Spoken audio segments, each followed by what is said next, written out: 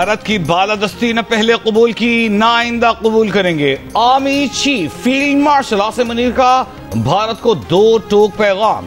Common training programme में शामिल अफसरान से खिताब में फील्ड मार्शल आसिम मुनीर ने कहा, बहैसियत कौम पाकिस्तानी न कभी भारत के आगे झुके हैं और ना ही आइंदा झुकेंगे। भारत खित्ते में दहशतगर्दी का सबसे बड़ा सरपरस्त है। अफगानिस्तान हमारा बिरादर पड़ोसी मुल्क है और भारतीय प्रॉक्सीज फितनतुल हिंदुस्तान और फितनतुल खवारिज को जगह न दे। मारका हक में रियासत की तमाम इकाइयों ने बेमिसाल हम आहंगी का मुजाहिरा किया है। पाकिस्तान ने कंट्रोल लाइन से साहिल समंदर तक भारत की बिला जवाब जारहियत का भरपूर जवाब दिया है। मुल्क से मोहब्बत और वफादारी अव्वलीन और बुनियादी शर्त है। हर निज़ाम में मसाइल और कमजोरियां होती हैं। कमजोरियों और मनफी कुव्वतों को निज़ाम पर हावी न होने दिया जाए।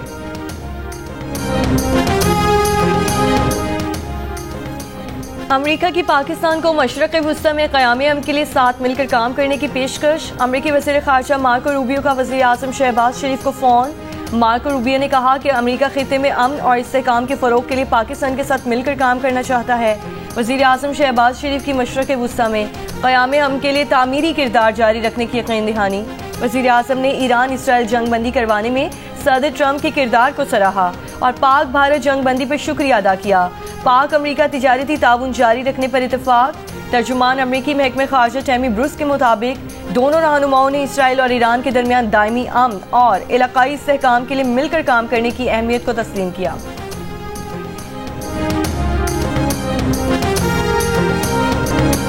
दरियाए स्वात के रेले में डूबकर 7 मुकामी सयाह जम-बहक। लापता अफराद की तलाश जारी। अहले खाना के मुताबिक 9 बच्चे खातून के साथ सेल्फी लेने दरियाई बेड पर गए। डिप्टी कमिश्नर स्वात का कहना है कि सयाहों को रोकने की कोशिश की लेकिन उन्होंने नहीं सुना और दरिया में चले गए। रेस्क्यू हुकाम के मुताबिक दरियाए स्वात में मुख्तलिफ मकामात पर रेलों में फंसे 70 से 55 अफराद को रेस्क्यू कर लिया गया। सदर आसिफ जरदारी, वज़ीर आज़म शहबाज शरीफ और वज़ीर आला खैबर पख्तूनख्वा यमीन गंडापुर का सैलाबी रेले में बहकर जानों के ज़िया पर इजहार अफसोस।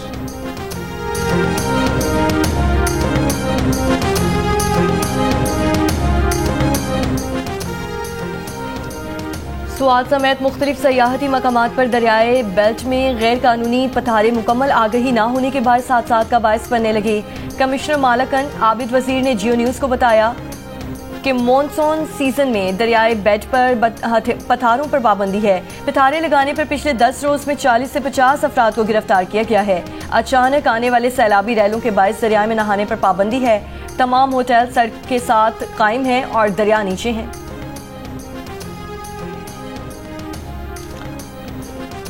सिंध, पंजाब, खैबर पख्तूनख्वा और आज़ाद कश्मीर के मुख्तलिफ शहरों में आज भी कहीं हल्की और कहीं तेज बारिश का सिलसिला जारी।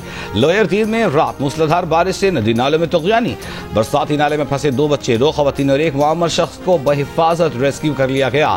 रावलपिंडी की पेशावर रोड पर 2 दिन पहले बरसाती नाले में बहने वाले ऑनलाइन कैब ड्राइवर की लाश दरियाए सवा के किनारे से मिली। रेस्क्यू हुकाम ने कार में सवार खातून की लाश पहले ही तलाश कर ली थी।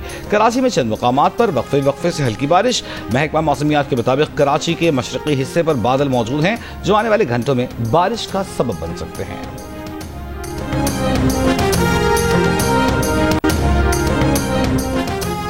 नए मुज़ाकरात शुरू करने के लिए कोई मुआहिदा, इंतजाम या गुफ्तगू नहीं हुई। मुज़ाकरात शुरू करने के लिए कोई मंसूबा तय नहीं किया गया। अमेरिकी सदर ट्रंप का ईरान से आइंदा हफ्ते मुज़ाकरात के दावे पर ईरानी वज़ीर ख़ारजा की तरदीद। ईरान की शूरा निगहबान ने आलमी एटमी तवानाई एजेंसी से ताउन मुअत्तल करने की तौसीक कर दी। पार्लियामेंट पहले ही IAEA से ताउन रोकने का बिल मंजूर कर चुकी है। अब्बास अरागची ने कहा है कि अब इस बिल पर अमल दरामद लाजमी हो गया है। अब हम उसके पाबंद हैं और उसके निफाज में कोई शक नहीं है। IAEA के साथ हमारा ताल्लुक और ताउन अब एक नई शक्ल इख्तियार कर गया है।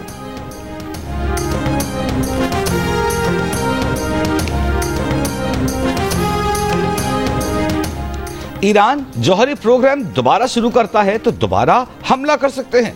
अमेरिका से ग्रीन सिग्नल मिला हुआ है। ईरानी सुप्रीम लीडर को कत्ल करना चाहते थे लेकिन ऑपरेशनल मौका नहीं मिला। खामनई को कत्ल करने के लिए इसराइल को अमेरिका से इजाजत दरकार नहीं। इसराइली वज़ीर दिफा इजराइल खाद का इसराइली मीडिया को इंटरव्यू। दावा किया कि पासदारान इनकलाब के आला हुक्काम के मारे जाने के बाद खामनई रूपोश हो गए थे और नए आने वाले कमांडर से राबिते मुनक़ता कर दिए थे।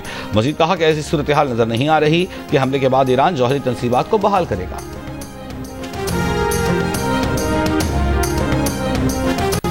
आपका ऑब्जेक्शन था आफ्टर 26th अमेंडमेंट और हमारी इस कंपोजिशन में मेरी सिटिंग यहाँ पे जी sir, to uphold the institutional integrity and objectivity of these proceedings, I hereby respectfully recuse from this bench.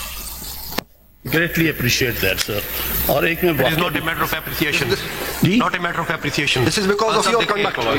Conduct. एक केस में दो वकला को इजाजत नहीं होती, आपको हमने इज्जत की खातिर आपको मौका दिया, otherwise you are not entitled to argue because very much entitled. मेरी सेपरेट पिटीशन है आपके साथ। प्लीज आपको मौका दिया गया, आप इसका नाजायज फायदा। One of the members have recused. Wait for 10 minutes for further proceedings in this matter. मखसूस नशिस्तों का नजरसानी केस सुनने वाले आईनी बेंच के 11 जजेस में शामिल जस्टिस सलाहुद्दीन ने केस सुनने से माजरत कर ली। जस्टिस सलाहुद्दीन ने कहा कि हामिद खान एडवोकेट ने उन पर एतराज किया। अवाम में जज की जानिबदारी का तासुर जाना दुरुस्त नहीं है, इसीलिए बेंच में नहीं बैठ सकता। हामिद खान एडवोकेट ने जस्टिस पावर के केस सुनने से माजरत का खैर मकदम किया तो जस्टिस अमीनुद्दीन खान ने कहा कि खैर मकदम का मामला नहीं है। बेंच टूटने के बाद आईनी बेंच ने वक्फा किया और 10 जजेस के साथ दोबारा समाअत शुरू कर दी। हामिद खान एडवोकेट ने अपने दलाइल में कहा कि काजी फाइजीसा केस में तय हो चुका है कि असल केस सुनने वाले जजेस की तादाद से कम जजेस नजरसानी नहीं सुन सकते।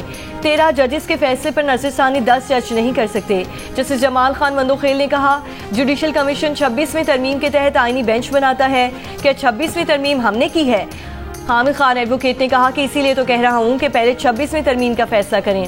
जस्टिस जमाल खान मंदोखेल ने हामिद खान को आगे बढ़ने की हिदायत करते हुए सवाल किया कि क्या वो मानते हैं कि अदालत ने वो दिया जो मांगा ही नहीं था, जिस पर हामिद खान ने कहा कि 8 जजेस ने मुकम्मल इंसाफ किया। हुकूमती मुतासरा अरकान के वकील मखदूम अली खान ने अपने दलाइल में कहा कि अगर कोई जज केस सुनने से माजरत कर ले तो बकिया जजेस का बेंच फुल कोर्ट ही तस्वुर किया जाता है।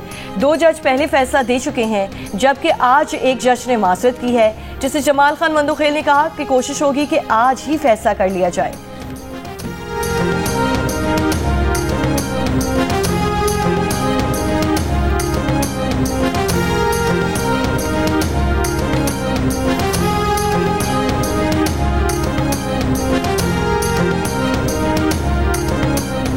जिसने बेंच कॉन्स्टिट्यूट किया है, they are exercising administrative power whether under article 175A और under article 191A। They are exercising administrative power. When this matter has come to the knowledge of this honorable court, wasn't it proper that they directed to reconstitute bench to include all those judges who were members of the previous? एतराज हमने सुन लिया आपका एतराज हमने turn down कर दिया। अब review पे कुछ कहना चाहते हैं तो बार बार हम आपके पास 10 मिनट है, वो भी हम आउट ऑफ कर्टसी आपको दे रहे हैं, otherwise you are not entitled. Clearly I am saying. चलिए, मैंने ये दिन भी देखना था। बिल्कुल सुप्रीम कोर्ट आईनी बेंच में मखसूस नशिस्तों से मुतालिक नजरसानी केस की समाअत। अदालत ने आईनी बेंच की तश्कील पर हामिद खान का इतराज मुस्तरद कर दिया। हामिद खान एडवोकेट ने कहा कि आईनी बेंच की तश्कील जुडिशल कमीशन की बदनीयती का नतीजा है। ये बेंच जुडिशल कमीशन के इंतजामी हुक्म से तश्कील दिया गया था। ये बेंच अदालती हुक्म से बेंच की दुरुस्त तश्कील कर सकता है। जुडिशल कमीशन ने मखसूस नशिस्तों का अक्सरियती फैसला देने वाले 8 में से 5 जजों को बाहर किया। इख्तिलाफी फैसला देने वाले 3 जजेस को इस बेंच में शामिल किया गया है, जिस पर जस्टिस जमाल खान मंदोखेल ने कहा कि आपका ये इतराज मुस्तरद करते हैं, आगे बढ़ें। आपका सुनना मेरिट नहीं था, मौका देकर एहसान किया है।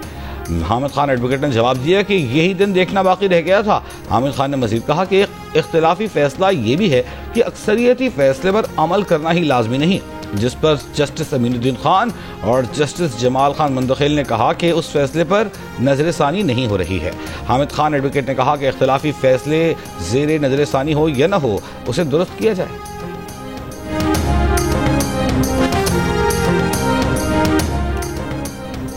कौमी असम्बली ने माली साल 2023-24 के लिए 180 अरब 87 करोड़ 17 लाख 90 हजार की ज़िमनी ग्रांट्स मंजूर कर ली। माली साल 2025-24 के लिए 1 अरब 57 करोड़ 47 लाख 24 हजार रुपए की ज़िमनी ग्रांट्स मंजूर। सप्लीमेंट्री ग्रांट्स की मंजूरी के दौरान ऑपोजिशन का एहतजाज और नारे। स्पीकर अयाज सादिक ने कहा कोई इस मामले पर बहस नहीं करना चाहता, इसीलिए ज़िमनी ग्रांट्स की मंजूरी दी जाती है।